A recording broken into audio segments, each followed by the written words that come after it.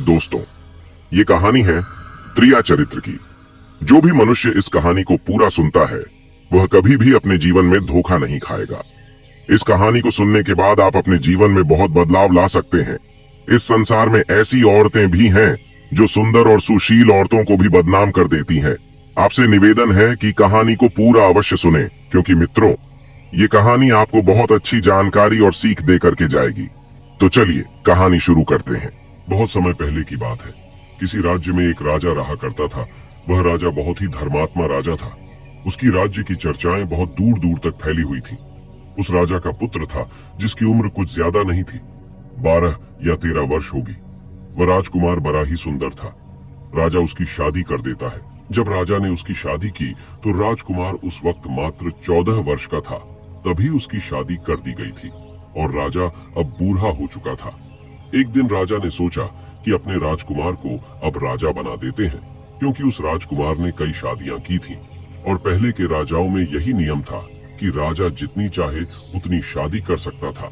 वह राजा अपने पुत्र राजकुमार को राजा बना देता है। उसकी शादी हो चुकी थी और एक नहीं बल्कि राजकुमार की 7 शादी हो चुकी थी। वह राजकुमार जो कि राजा बना था, अपनी पढ़ाई लिखाई फिर भी कर रहा था। वह रोज गुरुकुल पढ़ने के लिए जाया करता था और एक दिन की बात है, जब वह राजकुमार पढ़ने के लिए विद्यालय जा रहा था तो रास्ते में उसे एक पनिहारी मिली। वह पनिहारिन भी बहुत सुंदर थी।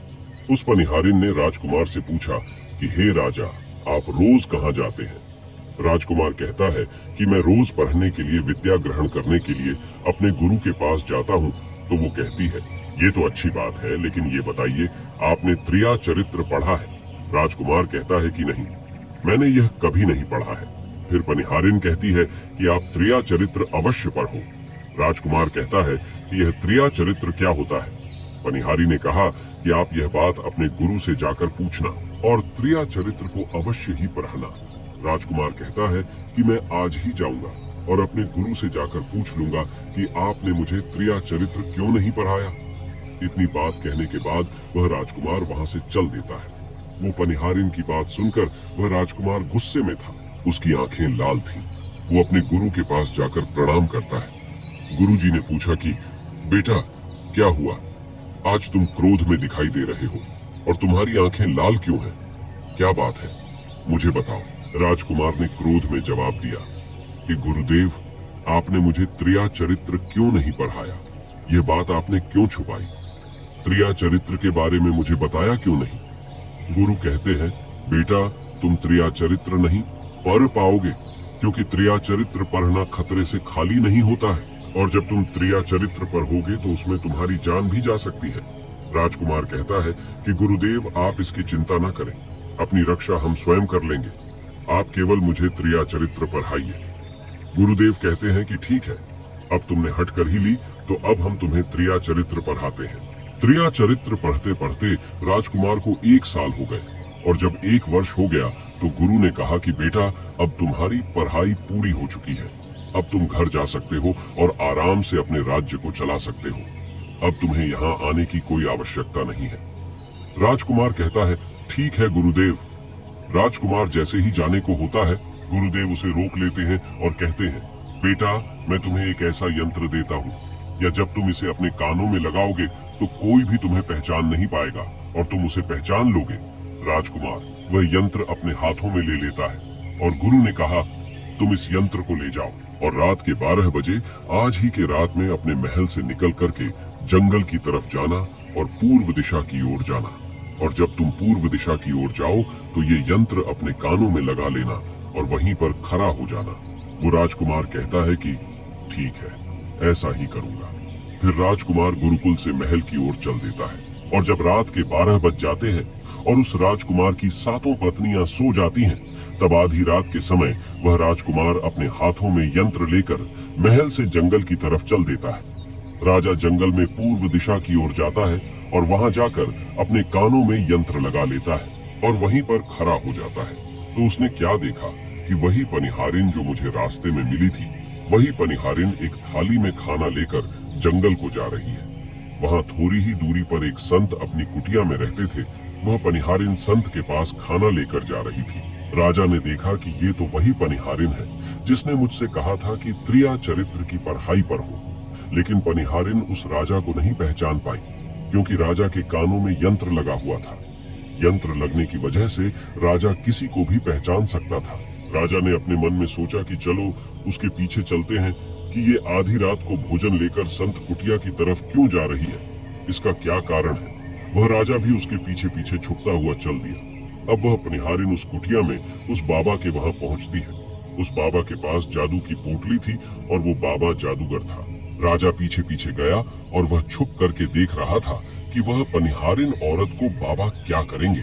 बाबा ने पनिहारिन से कहा, अरे पनिहारिन, पहले तो मुझे ये बता कि आज आने में इतनी देर कैसे लग गई। हाथ जोड़कर पनिहारिन कहने लगी कि महात्मा जी, मेरा विवाह हो चुका है और मेरे पति मुझे ले जाने के लिए आए हैं। हमें लेकर कल चले जाएंगे, इसीलिए हमें उन्हें सुलझाने में थोड़ी देर लग गई और यहाँ आने में भी देर हो गई।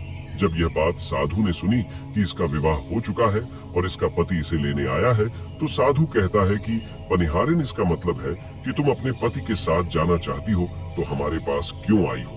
पनिहारिन कहती है कि मैं आपके बिना नहीं रह सकती हूँ, मैं आपके बिना नहीं जी सकती हूँ।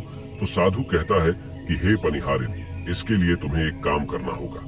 साधु एक बड़ा सा चाकू निकलता है और पनिहारिन से कहता है कि हे पनिहारिन, जाओ अपने पति के गर्दन काटकर यहाँ लेकर आ जाओ। अपने उस पति को मार दो जो हमारे और तुम्हारे बीच में दरार बन रहा है। तब मैं तुम्हें रख लूंगा, तुमसे विवाह करूंगा, तुम्हें अपनी पत्नी बनाऊंगा। बिना कुछ सोचे समझे वो चाकू को ले लेती है और दौड़ते हुए अपने घर जाती है और उसका पति सो रहा था।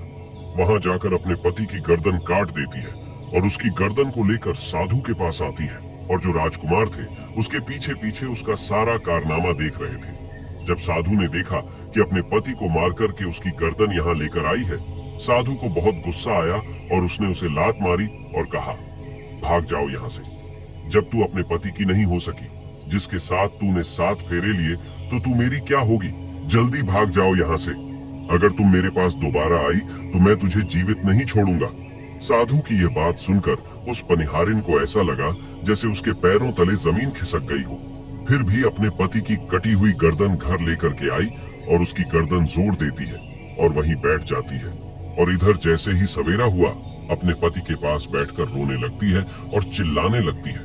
कहती है, देखो देखो, किसी ने मेरे पति की हत्या कर दी।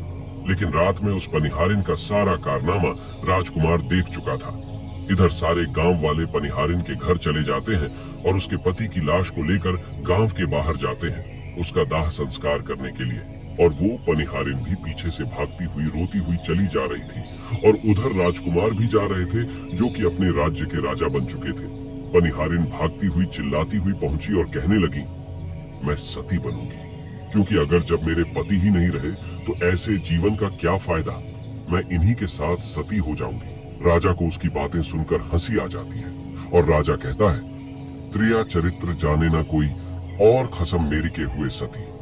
राजकुमार की यह बात और कोई तो नहीं समझ पाया, लेकिन वह पनिहारिन समझ जाती है। कहती है कि राजा साहब, आप हमारे ऊपर ये बात कह रहे हैं, लेकिन चलिए कोई बात नहीं, मैं सती हो जाऊंगी। लेकिन पनिहारिन जाते जाते कहती है, मैं तुम्हें एक बात बताती हूँ। राजकुमार कहता है, क्या बताओ। पनिहारिन कहती है कि राजा साहब, आप जब चटाई पर बैठे तो उस चटाई को झाड़ कर बैठना। राजा कहता है कि यह पनिहारिन क्या कह रही है, मैं तो राजा हूँ, मुझे चटाई पर बैठने की क्या आवश्यकता है। पनिहारिन कहती है कि नहीं, जब भी तुम्हें कोई नौबत आए चटाई पर बैठने की, तो तुम चटाई को झाड़ कर बैठना। राजकुमार कहता है कि चलो ठीक है, अगर तुम कह रही हो तो मैं ऐसा ही करूंगा। और कहने के बाद वह अपने पति के साथ सती हो जाती है और राजकुमार उनका अंतिम संस्कार करवाकर अपने घर को आ जाते हैं। इसी तरीके से पूरा दिन व्यतीत हुआ और उधर जब दूसरी रात आई, अपने गुरु के कहने के अनुसार वही यंत्र कान में लगाया और पूर्व दिशा की ओर उसी स्थान पर जाकर खड़ा हो गया जहाँ पर पिछली रात खड़ा हुआ था। दूसरी रात को राजकुमार ने क्या देखा, उसकी 7 पत्नियां भोजन की थाली अपने अपने हाथों में लेकर उसी साधु की कुटिया की तरफ जा रही हैं। जैसे ही राजा ने अपनी 7 पत्नियों को उस साधु की कुटिया की तरफ जाते हुए देखा, राजकुमार के पैरों तले जमीन खिसक गई। वह अपने मन में सोचने लगा कि ये क्या चक्कर है।